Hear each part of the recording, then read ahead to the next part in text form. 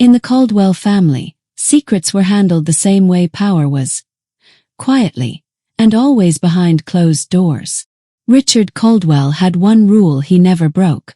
My daughter will not bring that kind of man into this family. No explanation, no discussion. Just a cold certainty, like he knew something the rest of them didn't. But what he didn't know was that the man he pushed away, the quiet one, the one with the worn boots and gentle eyes, was carrying a secret of his own. Not a dark secret, but a powerful one. A secret that could shake the foundation of the Caldwell legacy. And when the empire he built began to crack, when their names started whispering through Charleston in all the wrong ways, the truth came out. And the man Richard once dismissed as nobody turned out to be the only person left who could keep the Caldwells from losing everything. This isn't just a story about pride. It's a story about the danger of underestimating the wrong man. Before we go any deeper, let me ask you something. Have you ever misjudged someone, only to realize later they were far more than you thought? Share your story in the comments. You never know who might need to hear it today. And if this beginning already pulled you in, hit that like button so YouTube shows this to more people who love stories with real meaning. Charleston, South Carolina. Caldwell Estate. The Caldwell mansion didn't just sit on the edge of Charleston. Bloomed. 3 generations of money, reputation, and power woven into every brick like a reminder. This family does not fail. Inside those walls lived a man who believed that legacy wasn't something you protected. It was something you controlled. Richard Caldwell. The type of patriarch people whispered about at charity galas and boardroom tables. Tall, silver-haired, immovable. A man who didn't bend, didn't apologize, and certainly didn't question his own judgment. To Richard, people were either assets or threats. There was no in-between. He walked through his home the way a general inspects a battlefield. Chin high, eyes sharp, expecting everyone around him to fall in line. And for years they did. But what the city never saw, what even his own family barely admitted, was that behind the marble floors and century-old portraits, the Caldwells were crumbling. The company, trained, the finances, held together by pride and outdated deals. The family bond, stretched thin by Richard's iron grip. He believed that as long as he appeared strong, nothing could break. But power has a way of rotting from the inside long before anyone notices the cracks. And the first real fracture came from the one person he underestimated the most. His youngest daughter, Emily. She didn't carry the Caldwell arrogance. She carried warmth, empathy, the kind of heart that didn't fit into Richard's cold blueprint of success. And on a quiet afternoon, while the waves hit against the Folly Beach pier, Emily met someone who would challenge everything the Caldwells thought they knew about power, legacy, and worth. A man Richard would dismiss instantly. A man he would push away without a second thought. A man who would one day hold the fate of the entire Caldwell dynasty in his hands. But for now, Richard believed he was untouchable, unbreakable, a king in a dying kingdom. And the storm that was coming, he never saw it. Folly Beach, South Carolina. Late afternoon. While Richard ruled his world with iron certainty, Emily Caldwell lived in a different one entirely. She preferred the soft hum of the ocean to the sharp clink of wine glasses at charity events. The salty wind, the loose hair, the sand that stuck to her skin.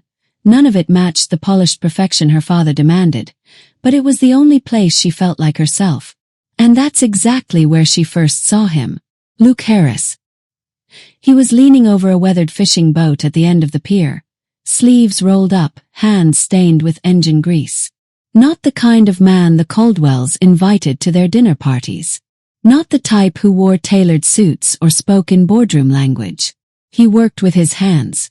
He laughed easily. He looked at people directly. Something Richard never did unless he needed something from them. Emily didn't approach him at first, but she watched him help an elderly fisherman carry a box to his truck. She watched him kneel down to retie a young boy's shoelace. She watched him greet strangers like they mattered. And it hit her. That faint, unexplainable feeling that some people don't enter your life loudly. They arrive quietly, and still manage to shift the entire atmosphere around you. Later, when her car refused to start in the parking lot, she sat with her forehead against the steering wheel, silently cursing the universe. A soft voice broke through her frustration. "Looks like she's having a tough day," he said, nodding toward the engine. She looked up. Luke stood there, wiping his hands on a rag, offering a shy smile like he didn't want to intrude. Within 10 minutes, he had her car humming again. Emily thanked him, expecting him to look impressed, proud, or aware of who she was. But he didn't look at her the way everyone else did. Not like a Caldwell. Not like a last name that came with expectations. He looked at her like a person. "Anything else I can help with?" he asked.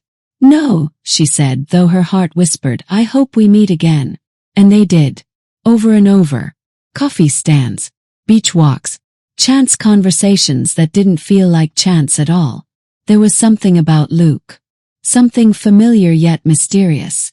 Grounded yet out of place. A good man. But with a quiet depth she couldn't quite name. Emily saw the man he was. Her father would only see the man he wasn't. And soon, that difference would tear their worlds apart. For decades, the Caldwell name hovered over Charleston like a shadow. Powerful, untouchable, feared. But power is a fragile thing. It doesn't disappear with a bang. It leaks. Quietly. Silently. Until one day the floor gives out. Inside the glass tower that bore his name, Richard Caldwell felt that floor beginning to shake. The boardroom smelled of polished wood and anxiety. Men in expensive suits avoided eye contact. Whispered conversations died the moment Richard entered the room. He didn't like silence. Silence meant secrets. And he could feel one crawling beneath the surface. "What aren't you telling me?" Richard demanded. A few thick files slid across the table. Numbers, projections, debt. All the truths he'd refused to acknowledge. The empire he built was bleeding. The deals he trusted were collapsing. And worst of all, someone inside the company had been positioning for a takeover. Not an enemy from the outside. Someone close. Too close. Richard's jaw clenched until the veins on his neck rose like cords. "This family doesn't break," he said, pounding the table. But even the board members flinched. They had stopped believing that a long time ago. News traveled quickly through cities like Charleston. Whispers spread. Stock price trembled. The Caldwell name, his name, began slipping through his fingers like sand. Back at the estate, Emily tried to bring up Luke, hoping her father might finally see past his rigid world. But Richard cut her off with that same dismissive tone he used on his employees. His rivals, the entire world. "I don't want that boy around you. He's not one of us." Those words hit harder knowing what Emily had been hiding. That Luke wasn't some passing moment in her life. He was the only person who made her feel understood. Grounded, safe. "You judge people before you know them," Emily said softly. "And that," Richard snapped, "is why this family built what we did. We knew who to let in and who to keep out." But he didn't know. Not this time. Because while his company decayed from the inside, the man he despised without reason, the man he swore had nothing to offer, was sitting on a truth that could reshape the entire Caldwell fate. And the first real blow came the next morning. Letter. A simple, clean envelope on Richard's desk. Inside it was a stark message. The company was officially at risk of falling into the hands of Harrington Maritime, the most powerful maritime logistics firm on the coast. Richard froze. Harrington Maritime wasn't just a competitor. They were sharks, ruthless, calculated, unstoppable. He whispered the name like it tasted bitter. Harrington. He had no idea that the man who held his empire's future was the same man he had told his daughter to stay away from. The storm had arrived, and it was carrying a name he believed belonged to a stranger. Folly Beach. A quiet evening that changes everything. Emily had felt it for weeks. A tension in Luke's eyes, a weight behind his smile, something unsaid pressing against the quiet moments they shared. But she never pushed. Luke wasn't a man who hid darkness. He hid responsibility. And tonight, under the fading orange sky of Folly Beach, he finally exhaled the truth. Emily, there's something I need to tell you. Her heartbeat stuttered, not from fear, but from the certainty that this moment mattered. Luke took a slow breath, the kind people take before they rewrite their entire future. My name isn't just Luke Harris, he began softly. That's my mother's name. The one I use when I want to live as myself. Emily's brows pulled together. He continued, voice steady but vulnerable. My full name is Lucas Harrington. The air around them turned still. Emily felt the world tilt. Not because he had lied, but because the name Harrington was the same name shaking her family's empire. My brother Nathan. He's the CEO of Harrington Maritime, Luke said, eyes lowering to the sand. And I'm his partner. The silent one. The one nobody sees. Emily stepped back, not from shock, but from realization. All the little things suddenly made sense. The quiet confidence. The way he listened before he spoke. The way he never seemed intimidated by her father. The depth behind his simplicity. He wasn't simple. He was grounded. He wasn't poor. He was private. He wasn't a nobody. He was a Harrington, the very family that could save or crush the Caldwells. And still, he chose her. Before influence. Before power. Before legacy. Emily's voice was barely a whisper. So you've known all this time what my family was facing. Luke nodded. And you still helped me. Talked to me. Saw me. He stepped closer, his voice warm and unshielded. I didn't want you to fall in love with a last name. I wanted you to see me. The way no one else ever has. Emily felt tears burn the edges of her eyes. Not from betrayal, but from the overwhelming truth. He had trusted her with his real identity. Something even her own family didn't trust her with. She reached for his hand. Luke, or Lucas, whatever your name is, she whispered, smiling through the emotion. I loved you before I knew who you were. And now, I love you even more because you didn't use it. But the moment of tenderness shifted, heavy with the reality waiting beyond the shoreline. Emily breathed in, steadying herself. My father, he's blaming everyone. He's terrified. And he has no idea that the man he pushed away is the only one who can save us. Luke looked out over the waves, jaw tightening with a decision he had been trying to avoid. I didn't want to get involved, he said quietly. But if your family is going down, I can't let you go down with them. Emily squeezed his hand. You don't have to save them, she whispered. But, will you help him understand? Will you help him see you the way I do? A long silence, then a nod. Not for Richard. Not for the Caldwell name. For Emily. The reveal was done. The mask was gone. And the power shift had begun. The next morning, Charleston woke under a heavy sky. A quiet warning of storms both outside and inside the Caldwell empire. Inside the boardroom, Richard Caldwell stood alone at the head of the long mahogany table. Papers scattered. Contracts unread. The weight of a collapsing dynasty sitting squarely on his broad, aging shoulders. For the first time in decades, he looked unsure. Men who used to fear him now questioned him. Allies distanced themselves. And the people he trusted to protect the Caldwell legacy were the same ones preparing to sell it off. Richard's pride, the same pride he thought made him powerful, was now the very thing starving the company of oxygen. The door opened. Emily stepped inside with a quiet determination he had never seen in her. Dad, someone's here to talk to you. Richard didn't look up. Unless it's one of the Harringtons, there's nothing to discuss. Emily took a breath. It is. His head snapped up. And that's when Lucas Harrington walked into the room. Not as the quiet man in worn boots.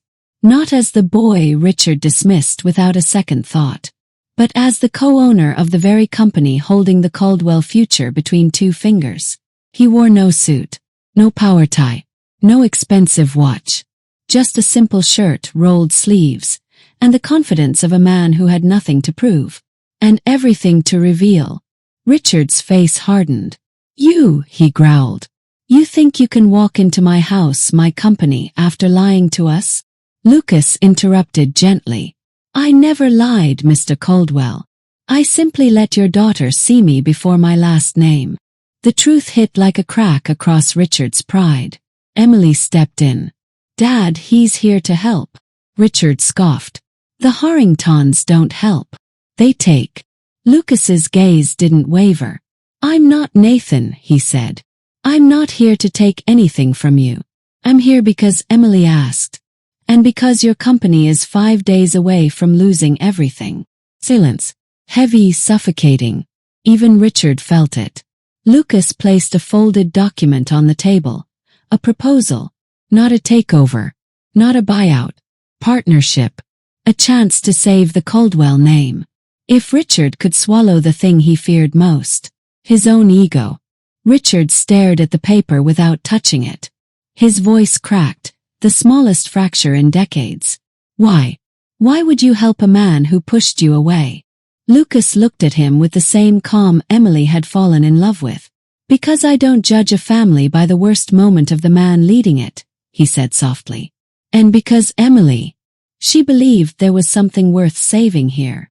Richard's eyes glistened, not with softness, but with the sting of truth, of being seen, of being wrong. For the first time he saw Luke not as the wrong kind of man, but as the kind of man he had spent his whole life pretending to be. Slowly, with trembling hands, he picked up the proposal. The dynasty Richard built on pride would be saved by the humility of a man he once dismissed as nobody. And as Richard signed the partnership that would rescue his empire, he whispered something he hadn't said in years. Something he had never said to any man associated with his family. "Thank you." Lucas nodded. "I didn't do it for your legacy," he replied. "I did it for the future Emily deserves." Emily's breath hitched as she watched her father turn toward her. Not as a tyrant, not as a man who needed control, but as a father humbled by the truth. "You saw him," Richard said quietly, voice rough with regret. "You saw what I couldn't." Emily squeezed Lucas's hand. "I saw the real him, Dad, long before you knew you needed him." And with that, the Caldwell legacy was not just saved. It was rewritten, not by power, not by fear, not by pride, but by a simple man, with a good heart, a hidden truth, and the quiet strength to lift a family from the ashes, without ever demanding recognition. In the end, the Caldwell story wasn't about power. It wasn't about wealth, reputation, or the towering legacy they spent decades defending. It was about something far simpler, and far more rare. The moment a proud man finally opened his eyes, and saw the truth standing right in front of him. Richard Caldwell spent a lifetime believing strength meant control, that power protected you, that status defined you, and that humility was a weakness a man like him could never afford. But life has a way of forcing us into rooms where our pride can't save us. And in that room, Richard discovered the one thing he never expected. The man he rejected, the man he pushed away, the man he said would never belong in his family, was the only man willing to stand by them when the world turned its back. Sometimes it takes losing everything to finally see who was real all along. And sometimes the person we try hardest to keep out of our story is the one who ends up rewriting it for the better. And if you like this story, please don't forget to like and subscribe. Also leave a comment below. We're looking forward to be in touch with you guys.